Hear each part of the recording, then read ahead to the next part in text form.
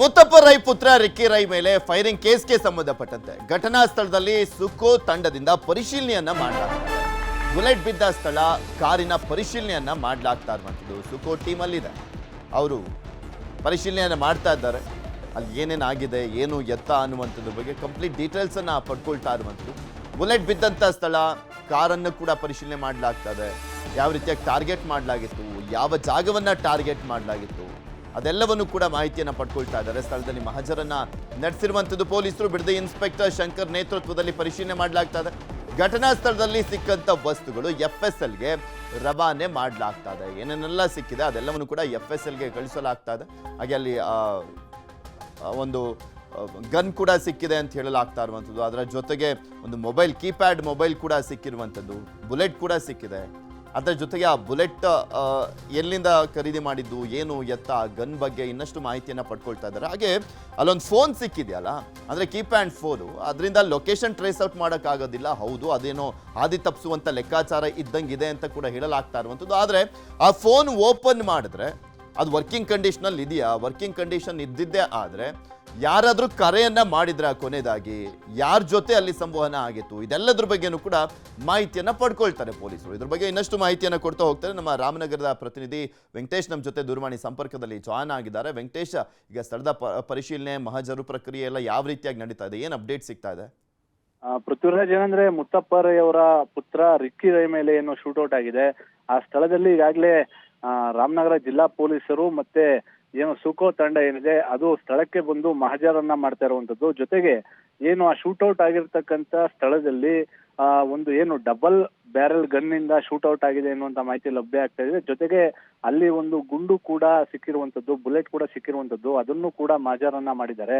ಈಗಾಗಲೇ ASP ಸೇರಿದಂತೆ DYSP ಸೇರಿದಂತೆ ಬಿಡದಿ ಠಾಣೆಯ PSI ಆಗಿರುವಂತಹ ಶಂಕರ್ ನಾಯಕ್ ಅವರು ಕೂಡ ಸ್ಥಳದಲ್ಲಿ ಎಲ್ಲ ರೀತಿಯ ಪರಿಶೀಲನೆಯನ್ನು ಕೂಡ ಮಾಡ್ತಾ ಇದ್ದಾರೆ. ಆದ್ರೆ ಇಲ್ಲಿ ಏನಂದ್ರೆ ಮುತ್ತಪ್ಪ ರೈ ಅವರ ಮನೆಯ ಬಳಿ ಆ ರಸ್ತೆಯಲ್ಲಿ ಯಾವುದೇ ಒಂದು CCTV ಇಲ್ಲ ಎನ್ನುವಂಥದ್ದು ಕೂಡ ಸಾಕಷ್ಟು ಆಶ್ಚರ್ಯವನ್ನ ಮೂಡಿಸ್ತಾ ಇದೆ. ಯಾಕೆಂದ್ರೆ ಇಲ್ಲಿ ಏನು ಒಂದು ಕಡೆ ಮುತ್ತಪ್ಪ ರೈ ಅವರ ಮನೆ ಇದ್ರೆ, ಮತ್ತೊಂದು ಕಡೆ ಏನು ಒಂದು ಫಾರ್ಮ್ ಹೌಸ್ ಕೂಡ ಇದೆ. ಅದು ಕೂಡ ಒಬ್ಬ ಪ್ರತಿಷ್ಠಿತ ವ್ಯಕ್ತಿಗೆ ಸೇರಿದಂತ ಫಾರ್ಮ್ ಹೌಸ್ ಅಂತ ಹೇಳಲಾಗ್ತಾ ಇದೆ. ಆದ್ರೆ ಈ ರಸ್ತೆ ಪ್ರಮುಖವಾಗಿ ಬಿಡದಿ ಪಟ್ಟಣಕ್ಕೆ 1 ಕಿಲೋಮೀಟರ್ ದೂರದಲ್ಲಿದೆ. ಜೊತೆಗೆ ಬೆಂಗಳೂರು ಮೈಸೂರು ಎಕ್ಸ್ಪ್ರೆಸ್ ವೇಗೂ ಕೂಡ ಬಹಳ ಹತ್ತಿರದಲ್ಲೇ ಇದೆ. ಆದ್ರೆ ಇಂಥ ಸ್ಥಳದಲ್ಲಿ ಒಂದು CCTV ಇಲ್ಲ ಅನ್ನುವಂಥದ್ದು ಕೂಡ ಸಾಕಷ್ಟು ಇಲ್ಲಿ ಆಶ್ಚರ್ಯವನ್ನ ಉಂಟು ಮಾಡ್ತಾ ಇದೆ.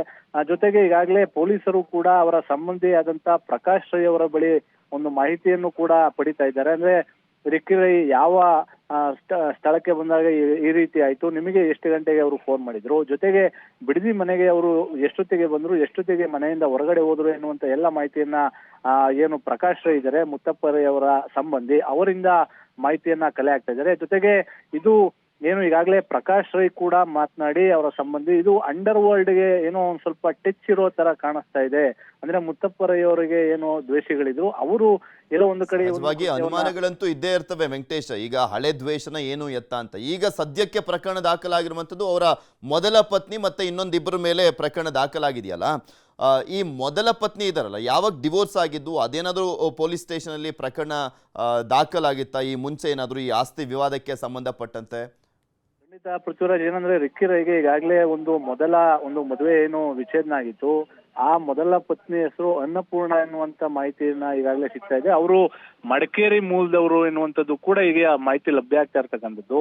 ಆದ್ರೆ ಅವರ ಜೊತೆಗೆ ಏನು ಸಂಬಂಧವನ್ನ ಕಳ್ಕೊಂಡಿರುವಂತ ರಿಕ್ಕಿ ರೈ ಈಗಾಗಲೇ ಕಾನೂನಾತ್ಮಕವಾಗಿ ಎಲ್ಲಾ ರೀತಿಯ ಒಂದು ಪರಿಹಾರವನ್ನು ಕೂಡ ಅವರಿಗೆ ಕೊಟ್ಟಿದ್ದಾರೆ ಎನ್ನುವಂತ ವಿಚಾರ ಕೂಡ ಇದೆ.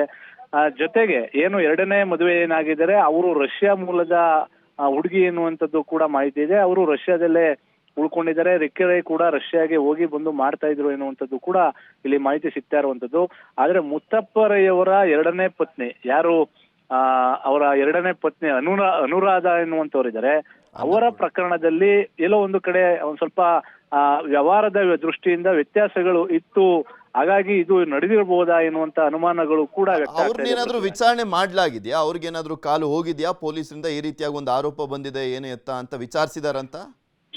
ಪೃಥ್ವಿರಾಜ್, ಈಗಷ್ಟೇ ಇದು ಈ ಪ್ರಕರಣ ಬೆಳಕಿಗೆ ಬರ್ತಾ ಇರುವಂತ ಹಿನ್ನೆಲೆ ಅವರ ಜೊತೆಗೆ ಇದ್ದಂತ ವ್ಯಾವಹಾರಿಕ ಸಮಸ್ಯೆಯ ಬಗ್ಗೆ ಈಗಾಗಲೇ ಯಾರಿಗೂ ಕೂಡ ಸ್ಪಷ್ಟತೆ ಇಲ್ಲ. ಜೊತೆಗೆ ಅವರ ಸಂಬಂಧಿಕರು ಕೂಡ ಈ ವಿಚಾರವಾಗಿ ಮಾಹಿತಿಯನ್ನ ಹೇಳಲಿಕ್ಕೂ ಕೂಡ ಹಿಂಜರಿತಾ ಇದ್ದಾರೆ. ಆದ್ರೆ ಮಾಹಿತಿಯ ಪ್ರಕಾರ ಒಂದು ರಿಯಲ್ ಎಸ್ಟೇಟ್ ಕಂಪನಿಯ ಜೊತೆಗೆ ಅವರು ಟೈಅಪ್ ಅನ್ನ ಮಾಡ್ಕೊಂಡಿದ್ರು. ಆ ವಿಚಾರವಾಗಿ ಮುತ್ತಪ್ಪ ರೈ ಜೊತೆ ಏನು ಎರಡನೇ ಪತ್ನಿ ಅನುರಾಧ ಇದ್ದಾರೆ, ಅದೇ ವಿಚಾರಕ್ಕೆ ಅವರಿಗೆ ವಿಚ್ಛೇದನ ಕೂಡ ಆಗಿತ್ತು ಎನ್ನುವಂಥದ್ದು ಕೂಡ ಈಗ ಮಾಹಿತಿ ಲಭ್ಯ ಆಗ್ತಾ ಇದೆ. ಹಾಗಾಗಿ ಇದು ಮುಂದಿನ ತನಿಖೆಯಲ್ಲಿ ಯಾವ ರೀತಿಯಾದಂತಹ ಆಯಾಮಗಳು ತೆಗೆದುಕೊಳ್ತದೆ ಎನ್ನುವಂಥದ್ದು ಈಗ ಪ್ರಶ್ನೆ ಪೃಥ್ವಿರಾಜ್. ಓಕೆ, ಧನ್ಯವಾದ ವೆಂಕಟೇಶ್ ನಿಮ್ಮೆಲ್ಲ ಮಾಹಿತಿಗಾಗಿ.